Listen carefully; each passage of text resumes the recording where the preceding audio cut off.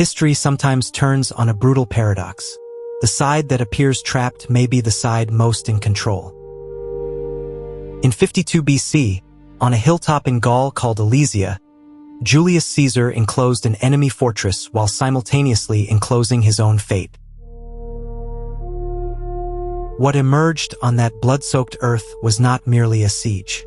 It was a terrifying revelation of how power truly works when ambition, existential fear, and the fragile architecture of empires collide.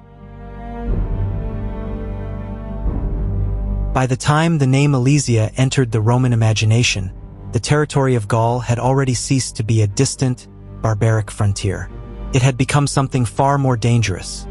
A vast, unforgiving proving ground where military victory could be directly converted into domestic political supremacy. Julius Caesar had spent nearly a decade campaigning across this sprawling region. He had systematically dismantled tribes, forged and broken alliances, punished revolts with genocidal efficiency, and written the narrative of those victories in a way that magnified both his military genius and his absolute indispensability to the Roman state. Each campaign enriched him with staggering plunder. Each campaign hardened the lethal loyalty of his legions, transforming them from servants of the Republic into disciples of Caesar. And each campaign deepened a silent, venomous crisis in the heart of Rome itself. The Roman Republic, an institution that had spent centuries priding itself on restraining the ambitions of individual men, was now increasingly dependent on a man whose private glory had completely outgrown public limits. Caesar's enemies in the Senate, men like Cato and Pompey, watched his rise with mounting dread. They were waiting for a single failure, a single misstep in Gaul, to strip him of his command, drag him back to Rome, and destroy him through legal prosecution. That is the first essential key to understanding Alesia. The battle cannot be comprehended as a simple clash between Rome and Gaul, or the tired cliché of civilization versus barbarism. Such language flatters the victors and deliberately obscures the complex reality of ancient geopolitics. Gaul was not a unified nation patiently awaiting its conqueror. It was a highly complex mosaic of aristocratic houses, fierce local rivalries, druidic networks, and shifting, pragmatic loyalties. Some Gallic communities resisted Rome with fierce defiance. Others aligned with the legions out of calculated self-interest, using Roman swords to settle ancient local scores. Rome had not advanced through Gaul by brute force alone. It had advanced by stepping into a fractured political landscape and making that fragmentation serve the engine of empire.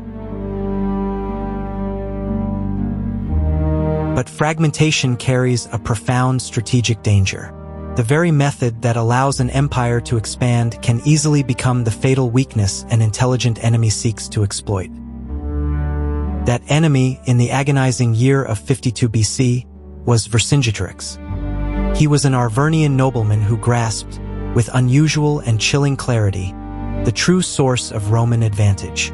He understood that Rome's strength was not merely superior courage, nor was it heavier armor. Rome's strength was its system. It was the unparalleled ability to move large armies efficiently across impossible distances, to meticulously gather and protect supplies, to build fortified cities of wood and earth overnight, and to maintain an unbreakable chain of command under catastrophic pressure. Vercingetorix realized that the only realistic path to Gallic survival was not a glorious, headlong charge into Roman infantry. It was coordination. It was the absolute denial of Roman logistics. That realization made the Great Uprising of 52 BC something far larger than a mere rebellion. It became a desperate, late-stage experiment in political unification under the crushing pressure of impending annihilation. Vercingetorix was not simply trying to defeat Caesar in a single battle. He was attempting to dismantle the operational foundation that Rome depended upon. This demanded an extraordinary, almost unnatural degree of discipline from peoples wholly unaccustomed to subordinating their local pride to a continental cause. To starve the Roman machine, Vercingetorix ordered his own people to burn their villages. He ordered fields turned to ash, He demanded that tribal elites bow to a central, unified command.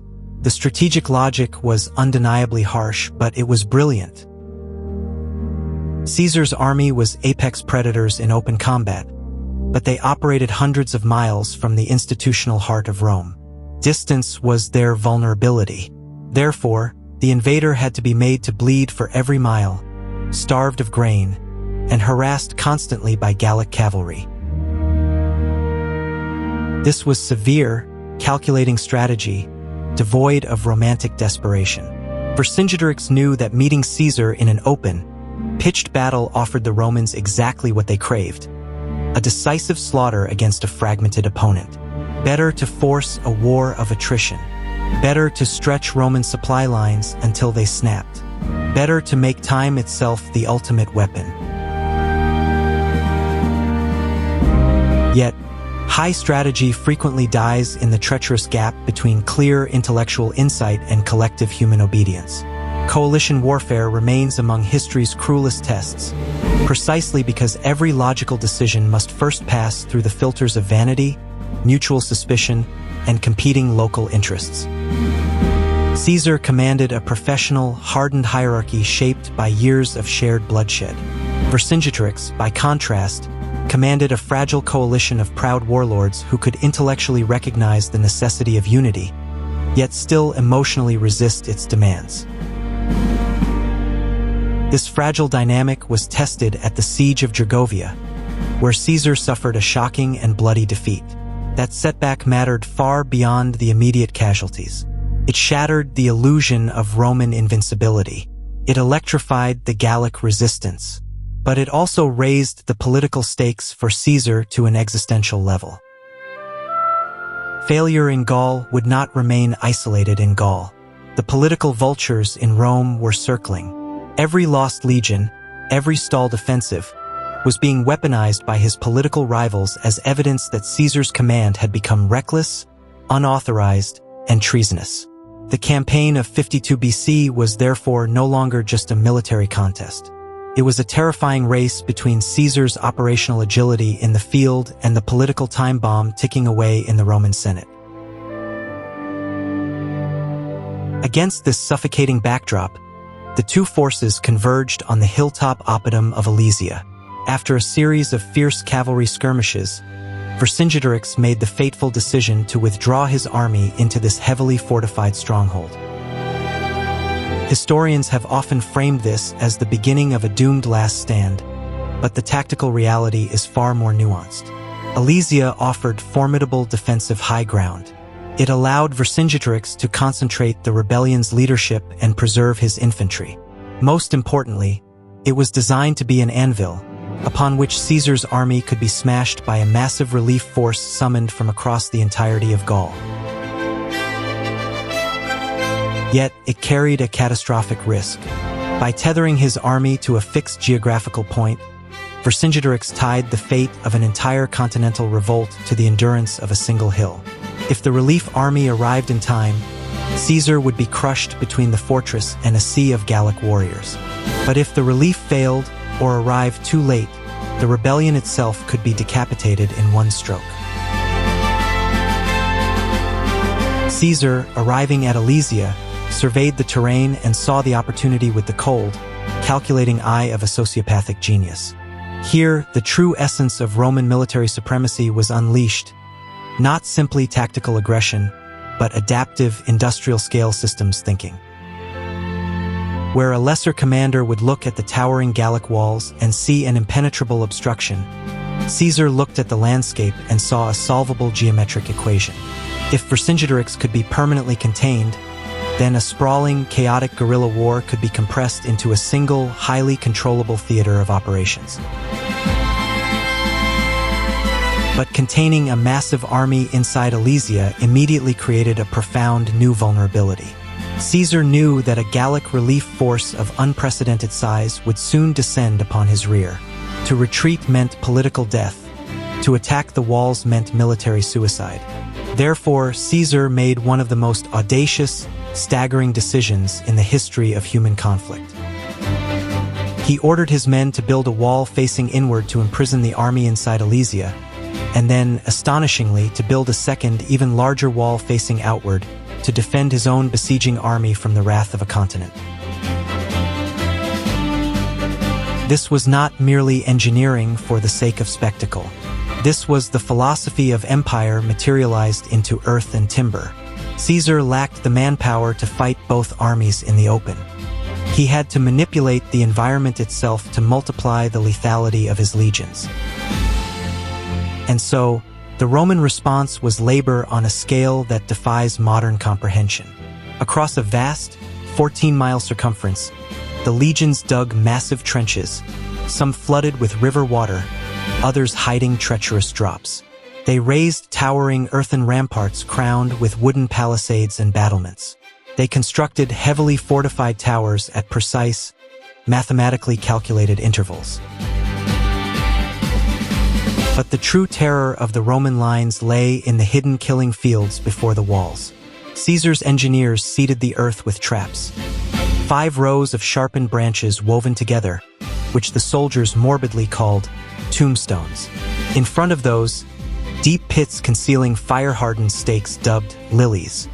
And beyond those, iron hooks buried in the grass, designed to rip the hooves from horses and the feet from charging men. The purpose of these nightmarish obstacles was not merely to create physical barriers. It was psychological warfare. It was designed to shatter momentum, to funnel desperate men into tightly controlled killing zones, and to convert the chaos of a massive assault into a manageable, mechanized slaughter. At Alesia, time itself was violently split into 2 hostile clocks. Inside the besieged town, the grim specter of starvation began to devour Vercingetorix's army. Outside, the steady mobilization of a massive relief force worked against Caesar. And caught between those 2 unforgiving clocks stood the Roman legionary, leaning on his shovel. Every trench dug deepened Roman control. Every stake sharpened imposed another layer of brutal order upon an uncertain universe. Yet, to call this a masterpiece without acknowledging the agonizing risk would completely miss the essence of the event. Caesar had not magically escaped danger. He had intentionally institutionalized it. His army was now committed to a colossal ring deep in hostile territory, profoundly vulnerable if any single sector of the sprawling fortifications broke under coordinated assault. The very magnitude of the siege works testified not only to Roman capability, but to Roman exposure. There is a recurring, comforting illusion in the study of history that bold commanders possess perfect clarity in the moment of crisis. In truth, the greatest decisions are forged in a blinding fog, armed with incomplete information, and haunted by the terrifying knowledge that one mistake means absolute annihilation. Caesar could not know when the relief army would arrive, nor exactly how large it would be. He could not know if his own troops, stretched agonizingly thin over massive perimeters, could withstand the psychological terror of a 2-front assault. Vercingetorix, trapped on the hill, could not know if the coalition beyond the walls possessed the political unity to march in time, or if his own starving men would turn on him. Both commanders were gambling with the lives of tens of thousands. But the fundamental difference lay in the architecture of their gambles. Caesar built an intricate system designed to absorb uncertainty. Vercingetorix was entirely dependent on the fragile hope of coalition timing to overcome it. This distinction reaches into the very soul of the siege. Alesia was not simply a battle of swords. It was an unfolding, apocalyptic contest between 2 opposing forms of societal organization. The besieged Gauls required immediate rescue before hunger completely dissolved their will to fight. The relief army required unprecedented cooperation across vast distances, tribes, and competing aristocratic egos. Caesar required his engineered lines to hold under simultaneous, suffocating pressure from opposite directions. Therefore, every single assault against the Roman walls became a brutal referendum on whether complex systems could survive blind panic. The suffering inside the walls of Alesia quickly descended into a nightmare. Grain supplies vanished. Despair mounted. A besieged coalition faces not only the physical agony of scarcity, but the insidious corrosion of its political spirit. Hunger does not merely waste the body. It actively erodes trust in leadership. It sharpens ancient resentments and forces tribal factions to abandon common purpose in favor of animal survival. The ancient sources preserve the merciless, arithmetic logic of the siege. When the food ran out, a decision was made to expel the non-combatants, the women, the children, the elderly mandubii who actually owned the town. They were pushed out of the gates, forced into the no-man's land between the Gallic fortress and the Roman walls. They begged the Romans to enslave them, just so they might be fed. Caesar, enforcing the absolute brutality of his system, refused to open his lines. And so, thousands starved to death in the space between two armies, watched by their husbands and fathers on the walls. Such horrific moments strip away the noble slogans of war. They reveal the absolute, merciless structure of pre-modern conflict, where human life is casually discarded to protect the integrity of a logistical equation. Finally, outside the walls, the long-awaited Gallic relief force materialized on the horizon. It was a staggering sight. It represented the broadest, most magnificent effort of collective resistance the continent of Gaul had ever produced. Its significance cannot be measured simply by the hundreds of thousands of warriors claimed by ancient propagandists, but by its sheer political meaning. A deeply fractured land had finally generated a common military response to the machine of Rome. But a common cause does not automatically produce a cohesive command. The Gallic coalition possessed overwhelming scale, deep motivation, and furious urgency. What it fatally lacked was Rome's ingrained, multi-generational habit of obedience under catastrophic strain. This was not a failure of courage. The Gallic warriors possessed a raw, terrifying bravery that the Romans themselves deeply respected. But courage alone is an incredibly unstable currency in warfare. It can ignite explosive action, but it cannot, by itself, coordinate complex timing across a sprawling, multi-front battlefield. The ultimate test arrived when the relief army launched their massive assaults on the Roman outer walls, while Vercingetorix simultaneously poured his starving men out of the fortress to strike the inner walls. This was the nightmare Caesar had anticipated. Simultaneous pressure designed to collapse the very distinction between besieger and besieged. The Roman lines bent under immense, agonizing strain. Missiles rained down. Trenches were filled with fascines and dead bodies. The Gauls identified a critical weakness in the Roman geometry. A camp situated on an outward slope at Mount Ray, and threw a massive, coordinated assault against it. There were hours during the climax of Alesia where the complete annihilation of the Roman army was not a literary drama, but an impending operational reality. Caesar's troops were exhausted, bleeding, and fighting in multiple directions at once. The deafening roar of the Gallic war cries at their backs terrified the legionaries, reminding them that their survival depended entirely on the courage of the men fighting behind them. Yet, this was precisely the crisis the fortifications had been constructed to manage. The hidden traps slowed the Gallic momentum, turning charges into crawls. The towering defenses bought precious minutes, and the internal ring roads allowed Caesar to dynamically shift his reserves. This is where Caesar's legendary command presence mattered in purely practical managerial terms. Wearing his distinctive red cloak, he rode through the chaos, not merely to inspire, but to direct the flow of violence. He committed fresh cohorts precisely at the moment when delay would have turned severe stress into a catastrophic rupture. The Roman military machine allowed complex orders to be understood and executed in the midst of deafening slaughter. Their discipline was not some abstract, philosophical virtue. It was stored time.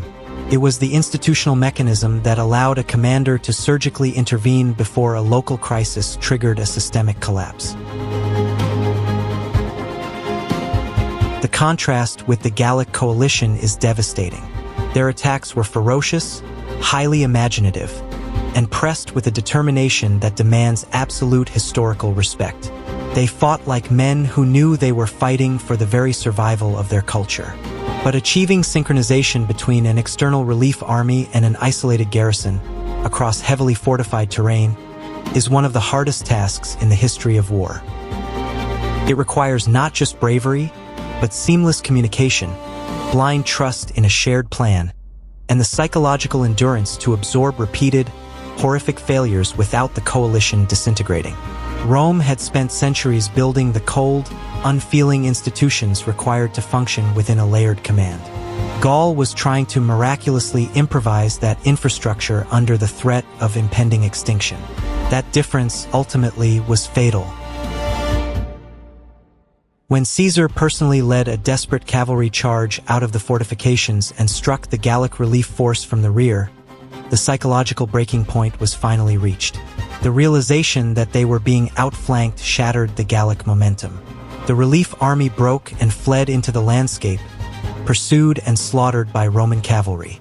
Inside the walls, seeing the collapse of their last hope, the defenders realized the end had come. The strategic meaning was absolute.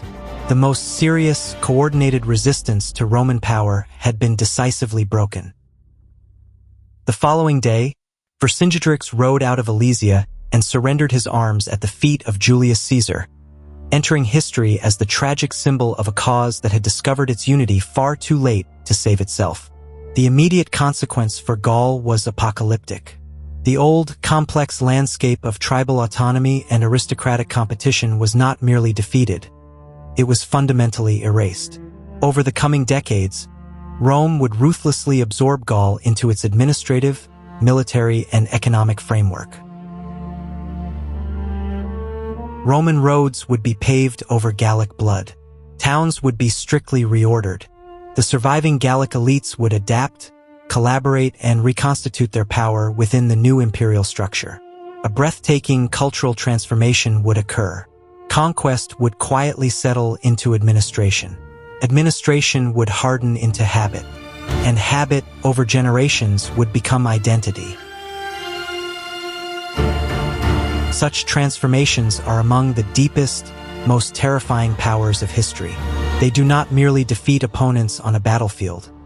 They permanently redesign the psychological field on which future generations understand themselves. But the consequences for Rome were no less profound and infinitely more dangerous. Caesar's total victory in Gaul should, in standard political theory, have strengthened the Republic by eliminating a massive external threat and enriching the treasury. But the Roman Republic, by this stage, contained a fatal contradiction it could no longer survive. It obsessively celebrated conquest, yet it fundamentally feared the men who performed it too well. Every victory at Alesia, every enslaved prisoner sent back to Italy, enhanced Caesar's personal wealth, his patronage network, and the fanatical devotion of his legions. Every triumph made him completely uncontainable within traditional republican norms.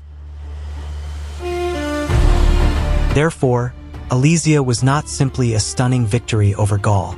It was the final, irreversible step in the transformation of Julius Caesar from a magistrate serving the state into an autonomous political force that the state had no stable mechanism to absorb.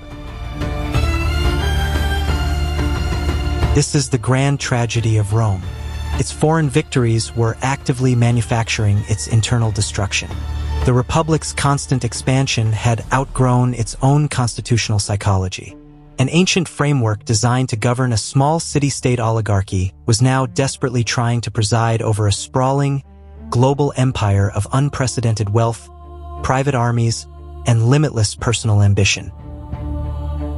In such a broken system, monumental success did not calm the fears of the state. It magnified them to the point of hysteria. Caesar's rivals in the Senate could look at the maps of Alesia and see undisputed military brilliance. But they also saw a chilling reality. A commander who had taken citizens far from home, forged them in the fires of impossible odds, enriched them beyond their wildest dreams, and emerged more powerful than the Republic itself. That kind of power no longer belonged safely to the state. It threatened to entirely consume the state. The road from the bloody trenches of Alesia leads directly, inexorably, to the crossing of the Rubicon and the flames of Roman civil war. Rome mastered the continent of Gaul, only to completely lose command of itself. The failure of Vercingetorix, meanwhile, illuminates one of the most agonizing, recurring patterns in the entirety of human history. Communities, nations, and empires frequently discover the absolute necessity of unity only when disunity has already imposed an unbearable, irreversible cost. True strategic clarity arrives agonizingly late because local rivalries, status competition, and the narcotic comfort of short-term interests blind societies to the approaching storm. People will fiercely resist central discipline and shared sacrifice when danger still appears distant or negotiable. They accept structural unity only when their alternatives have been narrowed to the point of extinction. But by then, momentum almost always belongs to the adversary. This is the harshest lesson Alesia offers the modern mind. The time to coordinate, to build resilience, and to sacrifice local pride is usually exactly the moment before coordination feels emotionally acceptable. That lesson extends far beyond ancient warfare. It is the silent killer of modern institutions. States fail to implement critical reforms until sovereign debt becomes a catastrophic crisis. Global alliances form only after aggressors have already shaped the geopolitical terrain. Democratic institutions are defended most passionately only when they have already been critically weakened from within. Human beings possess a remarkable, inspiring capacity for courage under extreme pressure. But courage is inherently reactive. Structure is proactive. Vercingetorix embodied the profound nobility and the devastating tragedy of trying to build collective discipline at the very edge of the abyss. His insight was real. His timing was fatal. The philosophical legacy of Alesia is therefore cold and stark. Civilizations love to praise valor because valor is highly visible, emotionally stirring, and morally satisfying. But the brutal truth is that history is far more often determined by logistics, boring coordination, institutional memory, and the unseen capacity to build rigid systems before the crisis arrives.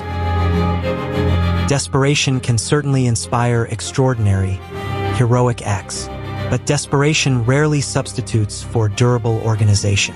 A passionate, morally righteous coalition facing a cold, disciplined machine may achieve moments of stunning brilliance.